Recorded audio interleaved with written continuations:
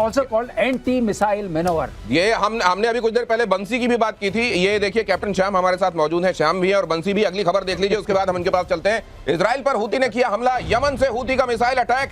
IDF ने किया सभी मिसाइल, जरा फ्लैश कीजिए, आईडीएफ ने किया सभी मिसाइलों को इंटरसेप्ट, हूती के सभी हमले हवा में नाकाम। अब ये हूती को इतना रिसोर्सफुल मैं कैप्टन श्याम देख रहा हूं, उनके पास इतना सब कुछ, और बीते दिनों तो मैं देख रहा हूं एक के बाद दूसरा जहाज डुबोने में लगे हुए हैं।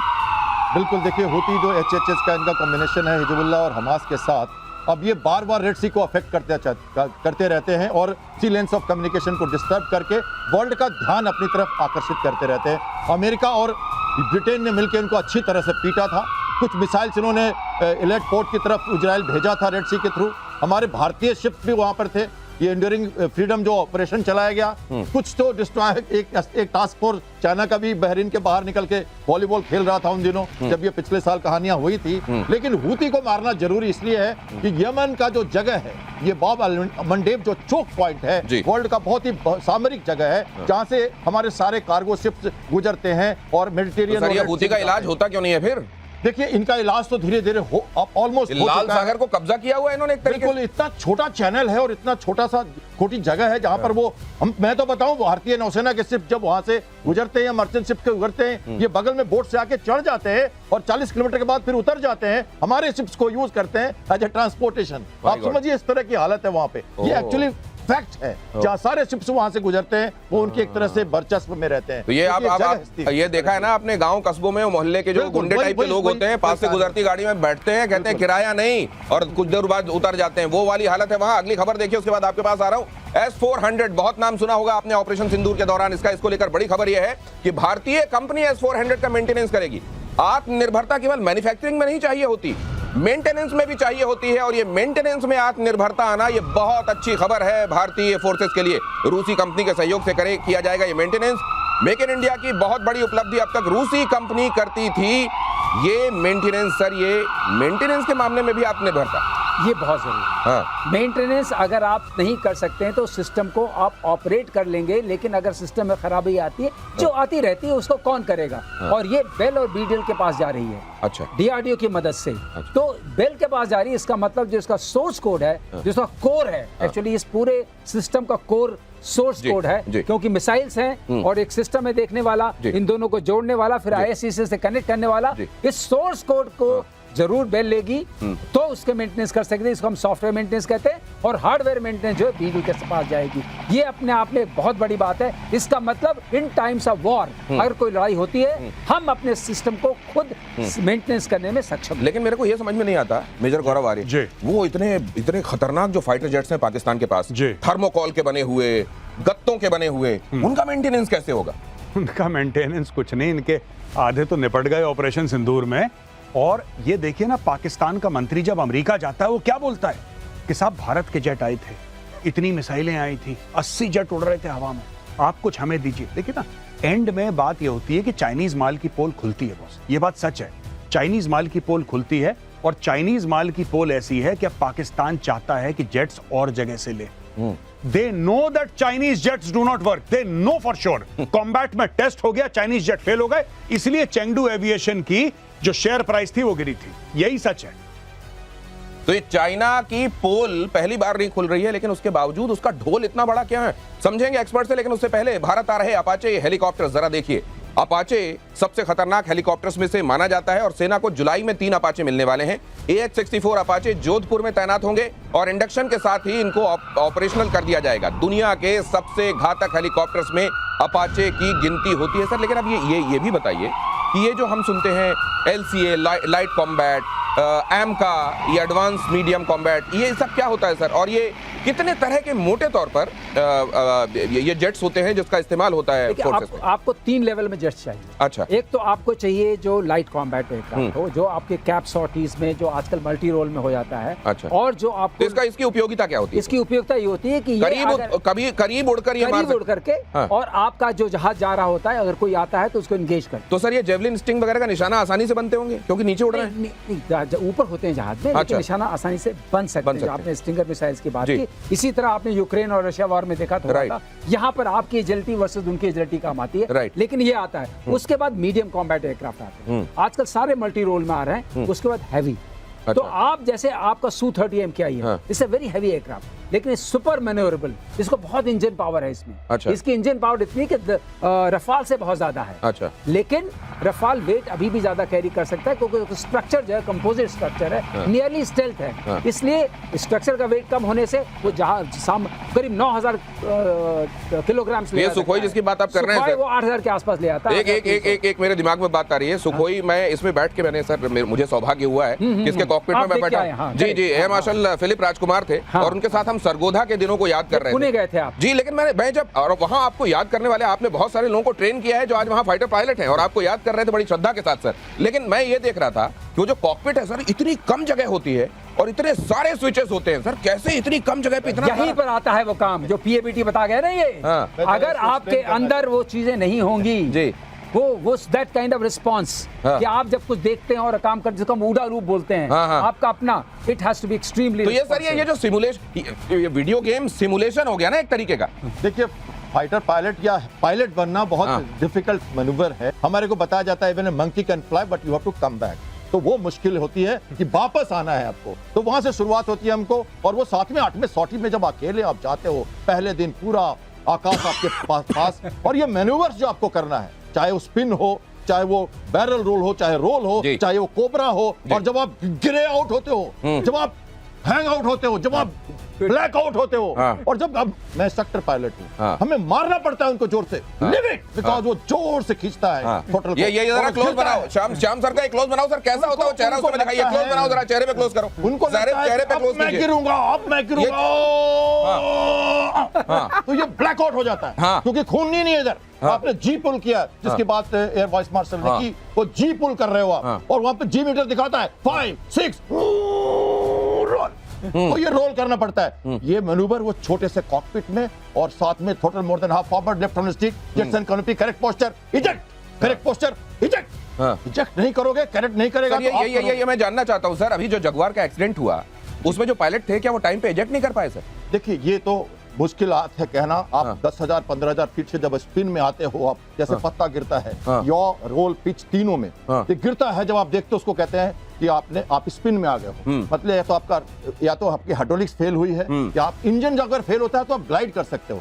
हाइट रहती है 30,000 फीट 40,000 फीट, आप ग्लाइड कर सकते हो। हमें सिखाया जाता है इंजन फेल करके आप कैसे आके लैंड कर सकते हो बिना इंजन के। हर पायलट को एयरफोर्स एकेडमी में ये ट्रेनिंग दी जाती है कि वो 5000 फीट पे आके इंजन ऑफ करता है, ये सिमुलेट करता है, और आपको लैंडिंग करनी। अगली खबर बताने से पहले कभी देखिएगा फाइटर पायलट्स को, ये जी को अनुभव करना है। आप सोचिए, अगर आप 80 किलो के हैं, अचानक आपको लगे कि आप 720 किलो के हो गए, 9G, और उस समय आप चले जा रहे हैं एक ऐसी रफ्तार में जो हवा से लगभग ज्यादा, आवाज से तो ज्यादा होती है, मैक न जाने कितने गुना रफ्तार होती है उसकी। अगली खबर देखिए, यूक्रेन का पिन पॉइंट अटैक, रूस के रक्षा संयंत्रों पर हमला, रूस की जेट फैक्ट्री पर अटैक, ड्रोन से रूस के ठिकानों को उड़ाया जा रहा है। यूक्रेनी ड्रोन उस संयंत्र पर हमला कर रहे हैं जहां रूस अपने MiG-29 KUB और MiG-29 MM2 लड़ाकू विमान बनाता है।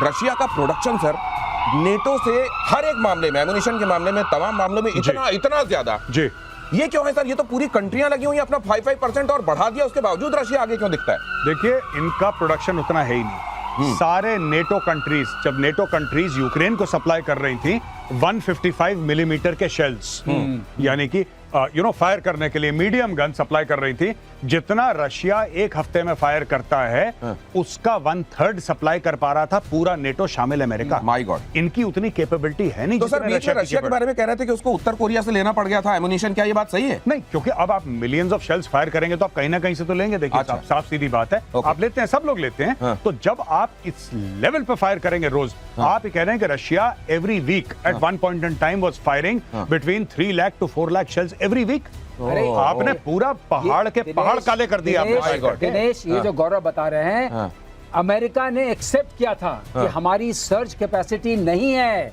एम्यूनिशंस बनाने की, हम दे नहीं सकते अनलेस खाली हो जाएं। इसीलिए रशिया का प्रोडक्शन, जो कंबाइंड उनका प्रोडक्शन है, उससे बहुत ज्यादा है। तो क्या ये माना जाए कि आज वैसे सामरिक ताकत में जज्बे में अगर कोई देश वाकई सैल्यूट के लायक है मैन्युफैक्चरिंग में और तमाम तरह की निर्भरताओं में, अपनी आत्मनिर्भरता में, क्या वो रशिया है सर? और उससे सीखना चाहिए, ये भी आपसे समझूंगा। लेकिन भारतीय नौसेना की और बढ़ेगी ताकत। डीआरडीओ बना रहा है हाई स्पीड टॉर्पीडो। विशाखापट्टनम में हाई स्पीड टॉर्पीडो पर काम जारी है।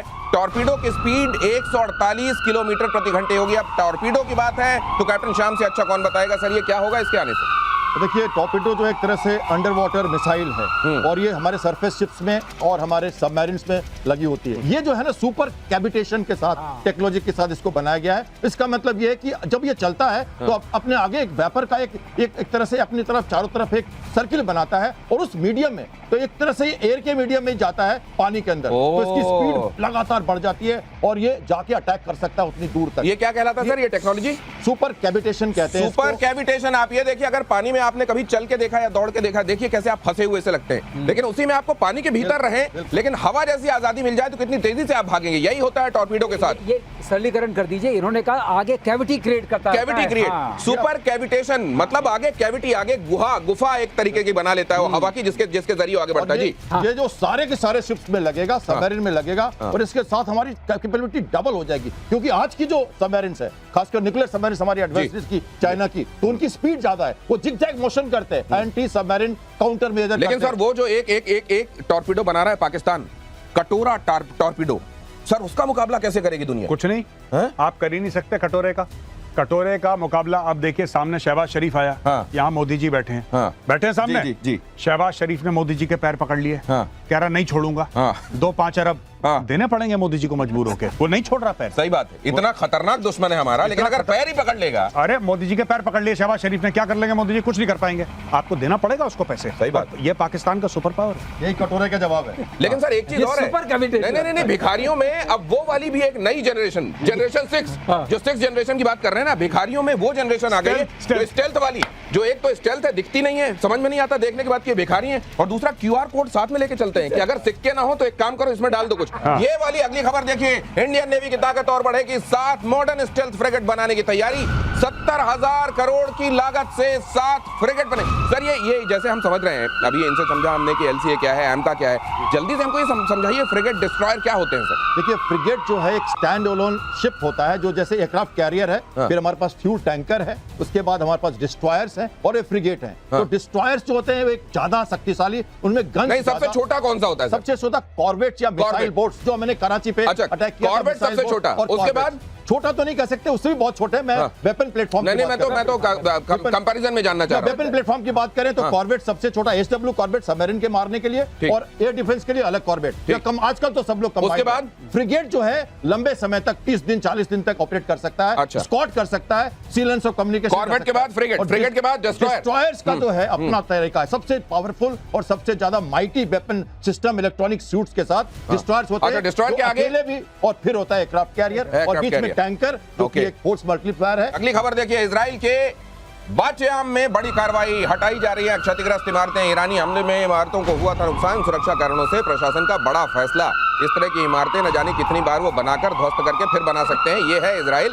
लेकिन ईरान उधर चिंता करे, ईरान में जो वहां पर तबाही हुई है उसके बाद वो बिल्डिंग गिरा रहे हैं, बना रहे हैं। क्या हो रहा है, कह रहे हैं कि वहां जो न्यूक्लियर साइट्स थी उनमें नीचे ही दबा हुआ है, फिर कहते हैं नहीं ले गए हैं, फिर कहते हैं नहीं छिपाया है, बाकी जगहों पर रख दिया। ऐसी वहां पर खतरनाक एम्बिग्विटी नहीं, पता नहीं कौन सी ग्विटी मची हुई है वहां पे। लेकिन मैं कैप्टन श्याम, ये मैं एक बार फिर से आपको इधर लेकर आना चाहता हूं। नेवी अपनी एयर पावर के मामले में वहां सब कुछ ठीक है या वहां पे भी जरूरतें हैं उस तरह की, जैसा अभी बताया जा रहा है 31 है, 42 चाहिए? नहीं, पहले एक जरा सा ऐड कर दूं मैं, एक्स्ट्रा स्पीड जो हमें एक्स्ट्रा रेंज जो हमने अभी एक रॉकेट बनाया है, जैसे ये गोला आपने बनाया, डीआरडीओ ने बहुत बेहतरीन रॉकेट बनाया है, जो हम रशियन रॉकेट रखते थे पहले। कई लोग नहीं समझते कि रॉकेट का क्या फायदा है, सबमरीन को कैसे मार देगी रॉकेट। तो देखिए, अंडर वाटर एक्वेस्टिक प्रेशर में अगर सबमरीन के 200, 300 या 50 मीटर दूर भी जाके कोई रॉकेट गिर जाए और अंदर जाके एक पर्टिकुलर ड्रिफ्ट पे जाके फटे, तो वो उसका हल क्रैक हो जाएगा और सबमरीन डिस्ट्रॉय हो जाएगी। तो ये हम एक साथ एक डायमेंशंस में 8 किलोमीटर के रेंज पर अब हम इसको मार सकते हैं। 8 किलोमीटर ही क्यों? क्योंकि हमारी जो आजकल सोनार है ना, अभी भी सोनार इतनी डेवलप नहीं हुई है जो किसी शिप को या सबमरीन से शिप को या शिप से सबमरीन को 4-5 किलोमीटर से ज्यादा पकड़ सके। अच्छा। इतनी नजदीक सोनार वेव्स। सोनार जो होता है इक्विपमेंट, जैसे रडार है, वैसे सोनार है। हाँ, साउंड नेविगेशन रेंजिंग जैसे रडार होता है, उसी तरह से अंडर वाटर में सोनार होता है। तो पैसिव सोनार में आप चुपचाप सुनते रहते हो। हम एक्टिव एयर डिफेंस की अभी बात कर रहे थे। पैसिव एयर डिफेंस में आप 30 किलोमीटर से, 40 किलोमीटर से, 100 किलोमीटर से सुन सकते हो, लेकिन एक्टिव होने के लिए फायर कंट्रोल रडार को, फायर कंट्रोल सोनार को सोल्यूशन जोड़ने के लिए 5 किलोमीटर अंदर आना पड़ेगा। जब आप आएंगे तो आप टॉर्पीडो और या आपके रॉकेट्स में मारे जाएंगे। तो 8 किलोमीटर की रेंज से डीआरडीओ ने अभी परसों ही बनाया है, बहुत ही वायरल हो रहा है। और गोला जैसे बात किया, उसी का इक्विवेलेंट आप कह सकते हो, इसलिए मैंने कवर किया। लेकिन अब क्योंकि हम समाप्ति की तरफ बढ़ रहे हैं सर, ये बड़ा इंपॉर्टेंट होता है। एक तो होता है कि आपने अपनी मैगजीन्स में छपवाने के लिए, दुनिया में प्रोपेगेंडा के लिए आपने क्या क्या खरीद लिया, चीन से J-10C ले लिया, फलाना ले लिया, ठिकाना ले लिया, और वाकई आप उसमें ट्रेंड हैं, जब वक्त आता है उसको चलाना जानते हैं, आपकी उसमें मास्टरी है। जी, पाकिस्तान का हाल क्या है? देखिए साहब, ऐसा है कि पाकिस्तान ने खरीदा तो क्या, चाइना ने उसको दिया है फ्री में, लोन लेके लिया है, जैसे भी लिया है। पाकिस्तान, आपको पता है, एक MM आलम करके एक पाकिस्तान का फाइटर पायलट था, और हर जगह पाकिस्तान में उसके पुतले लगे हैं। MM आलम की तारीफ क्या है? MM आलम की तारीफ ये है, जो पाकिस्तानी सुनाते हैं कि उसने 3 मिनट में 5 इंडियन जेट्स को उड़ा दिया। अब आप सोच लीजिए, और ये मानते हैं, ये उनके स्कूलों में पढ़ाया जाता है। ठीक है। तो जब आपको पूरी लड़ाई ट्विटर और फेसबुक पे लड़नी है, फिर आपको जेट चलाना आता हो ना आता हो, उसका क्या मतलब? तो कटोरा हो आपके पास और साथ में ट्विटर और फेसबुक वाली मास्टरी हो आपके पास, उसके बाद आपको क्या चाहिए? बहरहाल आज हमने बात की है फाइटर जेट्स के बारे में। एयरफोर्स जो कहती है touch the sky with glory, ये ग्लोरी, इस पर चर्चा एक बार में नहीं हो सकती, इस ग्लोरी पर चर्चा होगी कई बार। नभ स्पृष्ट दीप्तम। आज के इस अंक में इतना ही।